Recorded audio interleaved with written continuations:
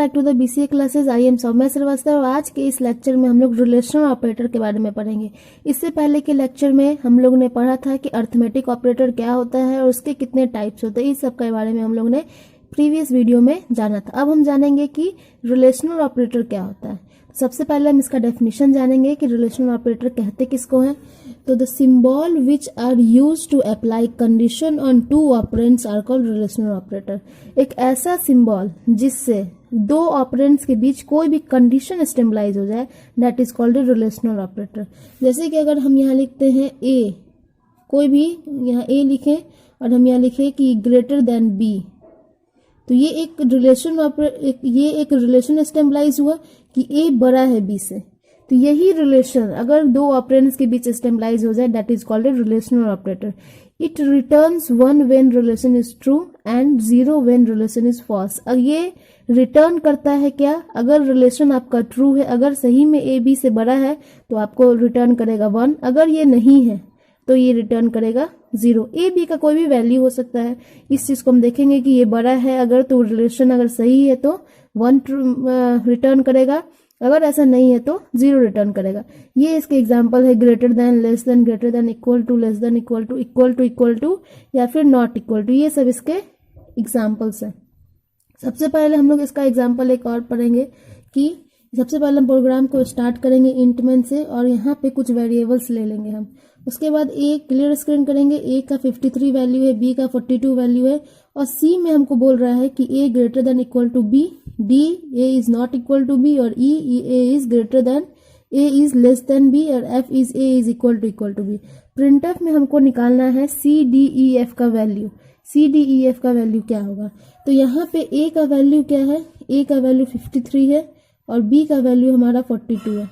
Question सी में question क्या है कि ए जो है वो बड़ा है और इक्वल है बी के, तो ए का वैल्यू क्या है 53, क्या ये बड़ा और बराबर है बी के, तो ये बड़ा है। 42 से 53 बड़ा है तो ये हमें क्या रिटर्न करेगा, 1 रिटर्न करेगा। ये condition is true, then it's give a return, then it return result 1। B में क्या है कि a is not equal to b, तो हम देखेंगे ए और बी सही में इक्वल नहीं है एक दूसरे के, तो ये भी हमको रिटर्न करेगा वैल्यू 1। उसके बाद ई में हम देख रहे हैं कि a is less than B बोल रहा है, तो ए क्या लेस है बी से, क्या ए छोटा है बी से, नहीं है, तो यहाँ हमें क्या रिटर्न करेगा 0। और एफ में बोल रहा है कि ए इक्वल टू बी, क्या ए और बी आपस में इक्वल है, नहीं इक्वल है, तो ये हमें रिटर्न करेगा 0। इस तरीके से सी डी ई एफ का वैल्यू हम लोग जान सकते हैं कि सी का वैल्यू 1 होगा, डी का वैल्यू 1 होगा, ई का रिजल्ट 0 होगा और एफ का रिजल्ट 0 होगा। इस तरीके से हम लोग रिलेशनल ऑपरेटर क्या होता है इसको हम एग्जाम्पल से समझ सकते हैं। ठीक है, सेकेंड भी हम लोग पढ़ेंगे कि लॉजिकल ऑपरेटर क्या होता है। लॉजिकल ऑपरेटर हम लोग इसको कहते हैं, इस चीज को जानेंगे। तो the symbol which are use to combine two relation are called logical operator. ये एक ऐसा सिंबल होता है जो दो रिलेशंस के बीच में कॉम्बिनेशन, मतलब उस दोनों को कंबाइन करता है, that is called a logical operator.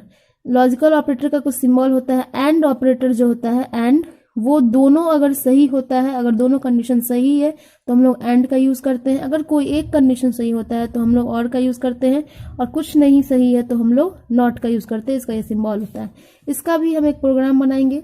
Int main से हम प्रोग्राम को स्टार्ट करेंगे। कुछ वेरिएबल्स हम ले लेंगे, ए का वैल्यू 43, बी का 32, सी का 67 और डी जो है हम यहाँ पे कंडीशन है कि ए ग्रेटर देन बी है, साथ साथ बी जो है बड़ा है सी से, बी इज ग्रेटर देन सी। ई का क्वेश्चन है कि ए बड़ा है बी से या फिर और बी जो है वो बड़ा है सी से। एफ का कंडीशन है कि ए बड़ा है बी से और साथ साथ बी छोटा है सी से, और यहाँ नॉट का सिंबल। हमको डी ई एफ का वैल्यू को आउटपुट स्क्रीन पे डिस्प्ले करना है, तो हम यहाँ डी का जो वैल्यू है उसको देखेंगे। ए का वैल्यू हमारा क्या है 43 और बी का वैल्यू हमारा है 32। तो हम देखेंगे कि कंडीशन के अकॉर्डिंग ए जो है वो बड़ा होना चाहिए बी से, तो ये सही है, बड़ा है। लेकिन क्या बी मतलब 32 क्या बड़ा है सी से, ये क्या बड़ा है, नहीं बड़ा है, ये छोटा है। तो इसका मतलब होता है कि अगर दोनों कंडीशन सही है तो एंड ऑपरेटर का मतलब होता है कि दोनों कंडीशन सही होना चाहिए, तब हम एंड ऑपरेटर का यूज करते हैं। लेकिन यहाँ एक कंडीशन सही है हमारा, बट दूसरा कंडीशन हमारा गलत है, तो ये भी रिटर्न करता है 0 या फिर 1। अगर कंडीशन दोनों सही होता है तो हम लोग एंड ऑपरेटर का यूज करते हैं। तो यहाँ दोनों कंडीशन में से दोनों कंडीशन सही नहीं है, एक कंडीशन सही है, तो ये एंड ऑपरेटर का जो काम है वो इसको फॉलो नहीं कर रहा है, तो ये रिटर्न रिजल्ट क्या करेगा, 0। यहाँ पे a जो है वो बड़ा है b से या फिर b बड़ा है c से, तो यहाँ पे देख रहे हैं यहाँ पे कोई भी एक सही होगा तो ये हमारा कंडीशन सही हो जाएगा। तो यहाँ पे 43 बड़ा है 32 से, ये सही है, और b जो है 32 है बड़ा है 67 से, ये गलत है। ये गलत है लेकिन एक सही है, यहाँ पे एक कंडीशन ट्रू है, इसलिए हम यहाँ पे 1 लिख सकते हैं, क्योंकि और का मतलब होता है कि दोनों सही होना जरूरी नहीं, कोई एक सही होना चाहिए। तो यहाँ पे एक कंडीशन ट्रू है तो ये रिटर्न रिजल्ट करेगा 1।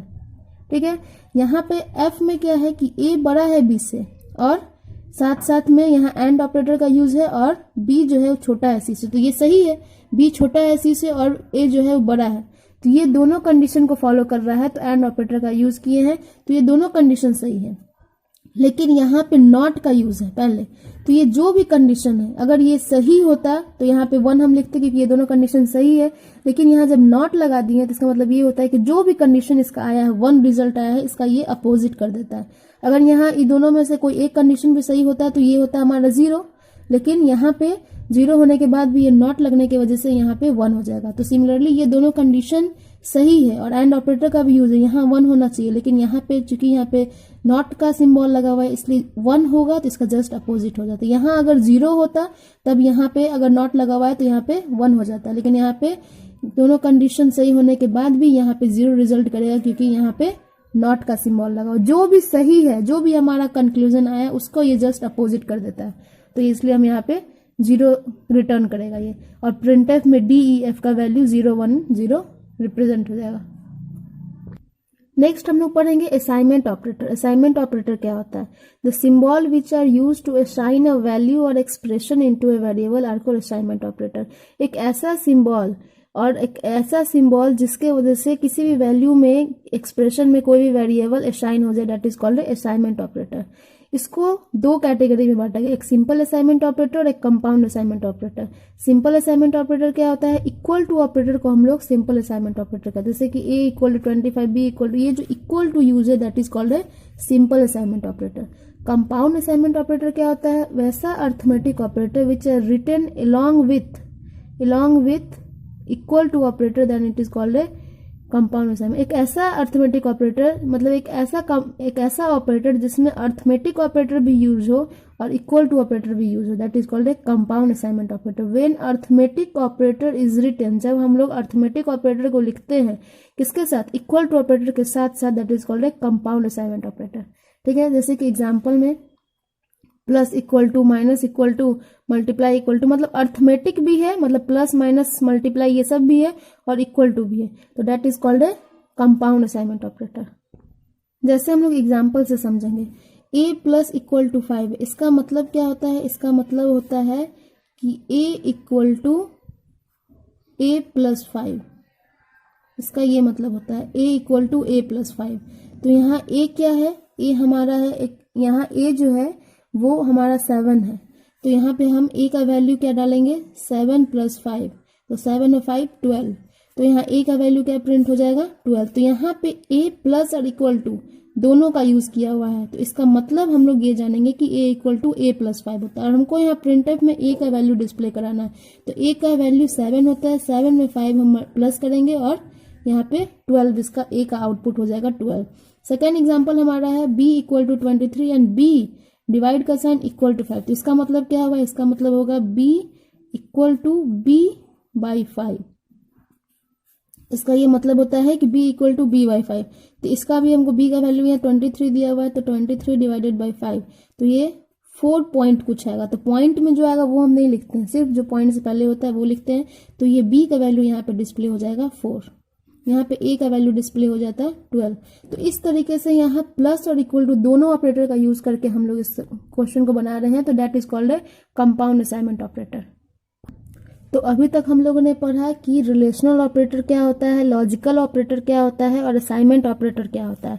आगे के ऑपरेटर हम लोग नेक्स्ट वीडियो में पढ़ेंगे। अगर आपको ये वीडियो समझ में आई तो वीडियो को लाइक और सब्सक्राइब करना ना भूलें। Thanks for watching this video.